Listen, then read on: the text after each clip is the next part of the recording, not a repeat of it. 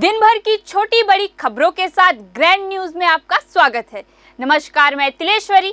आगे बढ़ने से पहले आइए देखते हैं आज की हेडलाइंस।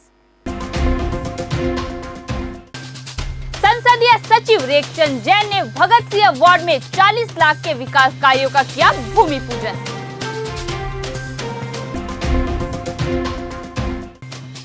बस्तर जिले के सभी प्राइवेट स्कूलों का दरवाजा बच्चों के लिए रहा बंद।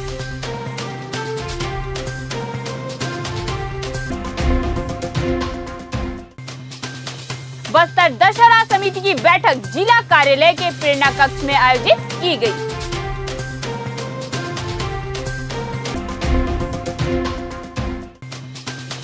जगदलपुर शहर में भी मनाया गया पोला पिठोला का त्योहार।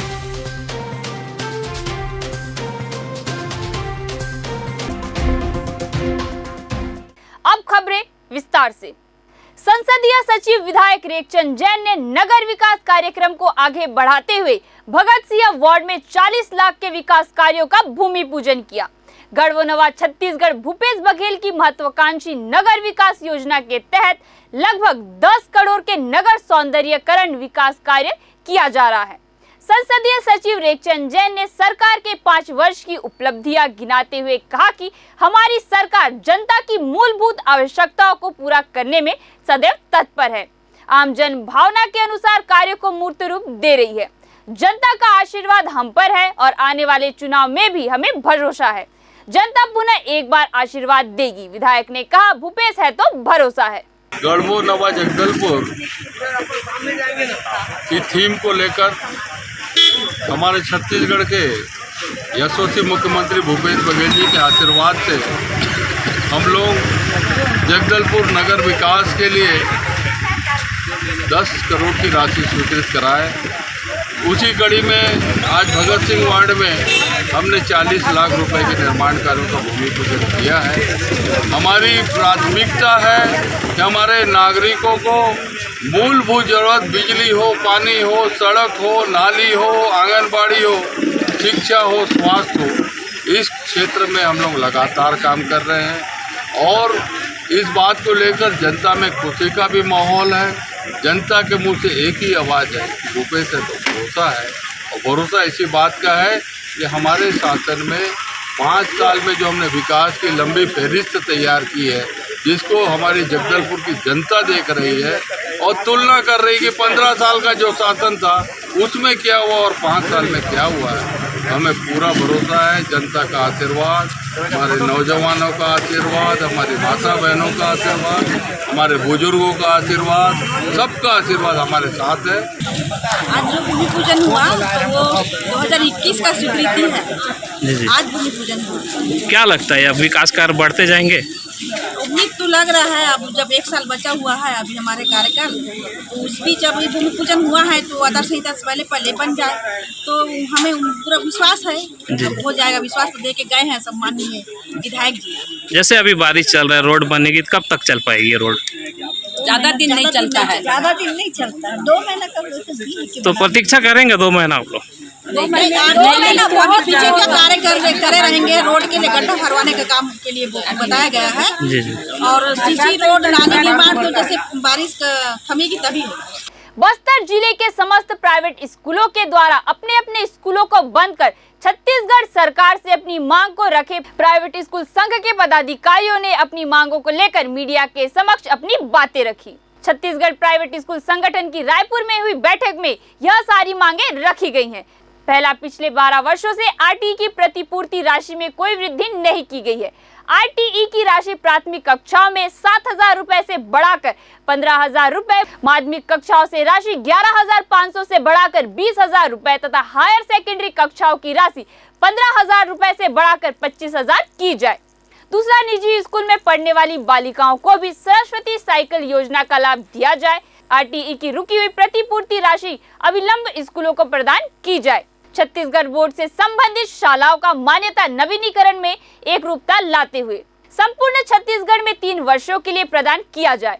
स्कूल बसों की अवधि जो छत्तीसगढ़ में 12 वर्षों की है और देश की अधिकांश राज्यों में यह अवधि 15 वर्ष की है, बसों की अवधि छत्तीसगढ़ में भी 15 वर्षों का किया जाए।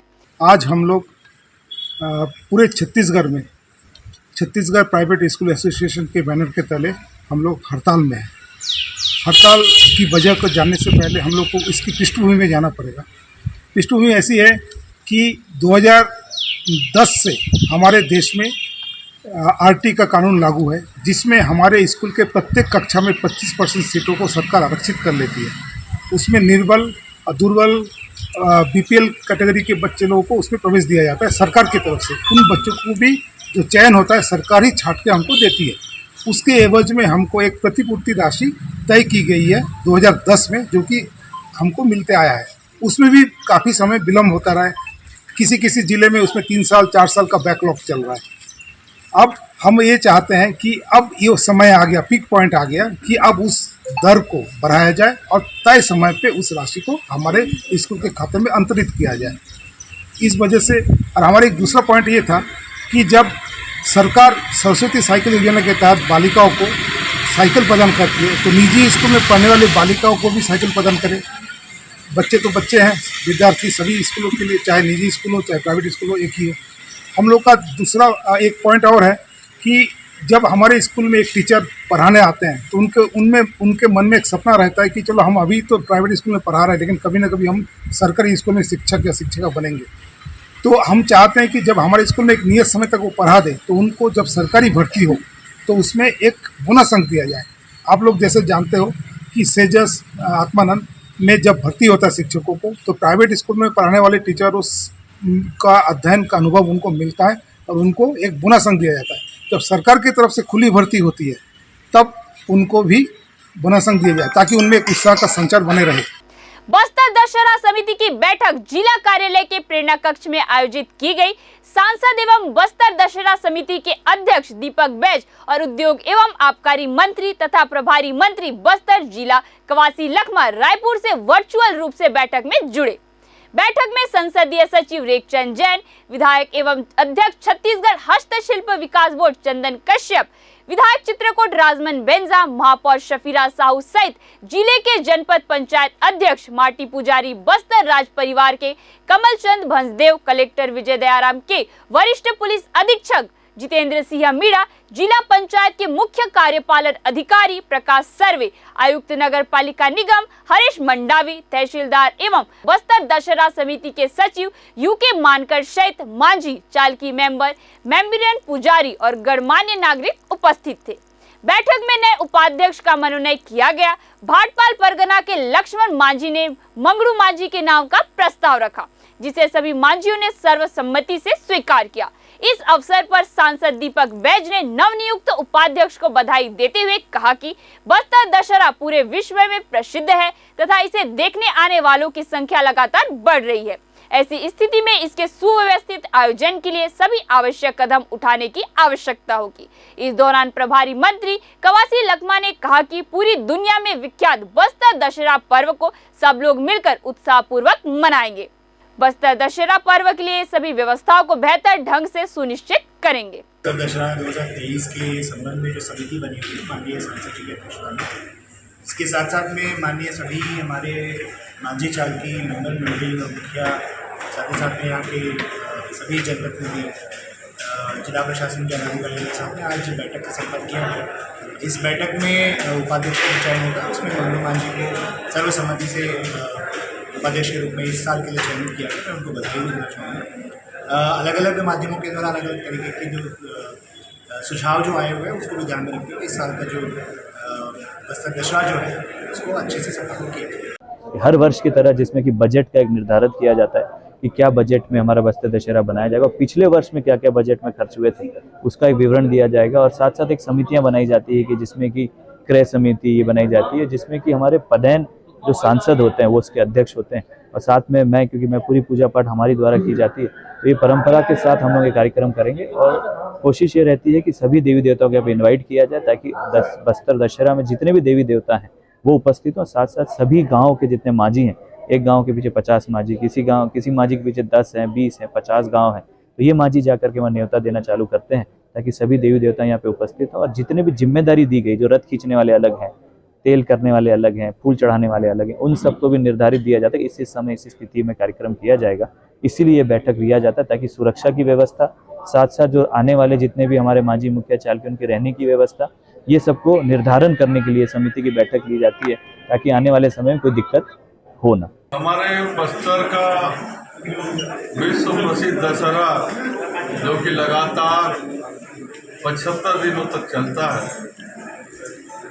इस त्यौहार को अच्छी तरीके से संपन्न कराने के लिए आज जिला कार्यालय में बैठक संपन्न हुई और दशहरा कमेटी के हमारे सम्मानित अध्यक्ष आदरणीय दीपक भाई जी और कवासी लखमा जी माने प्रभारी मंत्री जी हमारे मौसम खराबी की वजह से ऑनलाइन जुड़े थे और आज की बैठक में हमारे विधायक जो है राजमन जी, चंदन जी साथ में बैठे थे और हमारे सभी माजी मुखिया चालकी मेंबरें और सभी दशहरा कमेटी से जुड़े सभी हमारे सदस्यगण और समाज के सभी साथी यहाँ उपस्थित हुए और आज की बैठक में मंगलू माझी जी को सभी माझियों ने सर्वसम्मति से दशहरा कमेटी का उपाध्यक्ष नियुक्त किया है।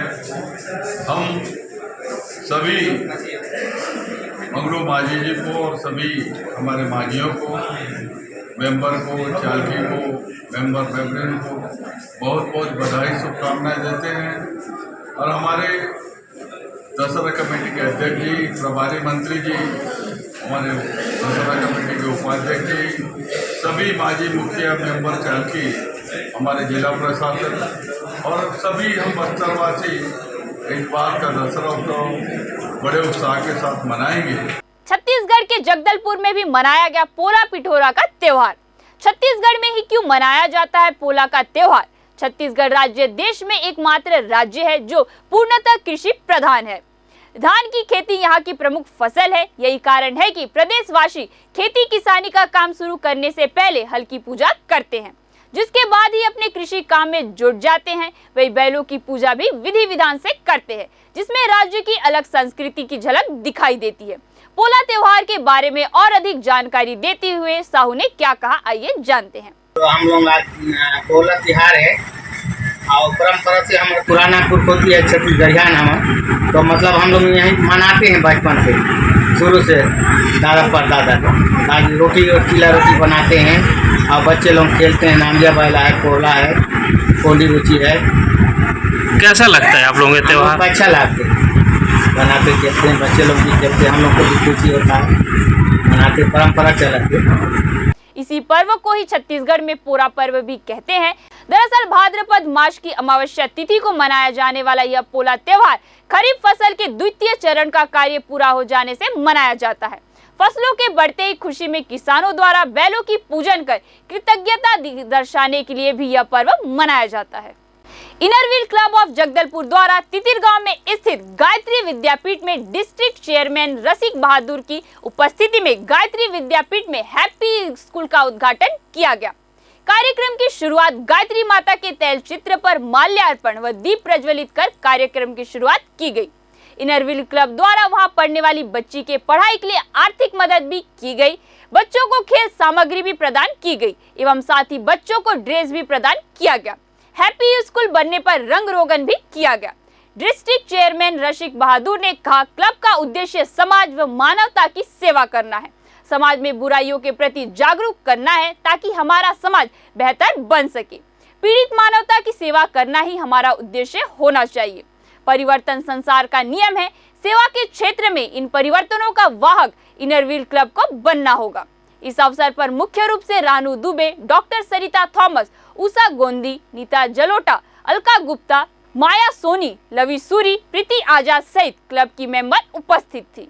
ग्रैंड न्यूज में आज के लिए बस इतना ही। आपसे फिर मुलाकात होगी नई ताजा तरीन खबरों के साथ। तब तक के लिए हमें दीजिए इजाजत। नमस्कार।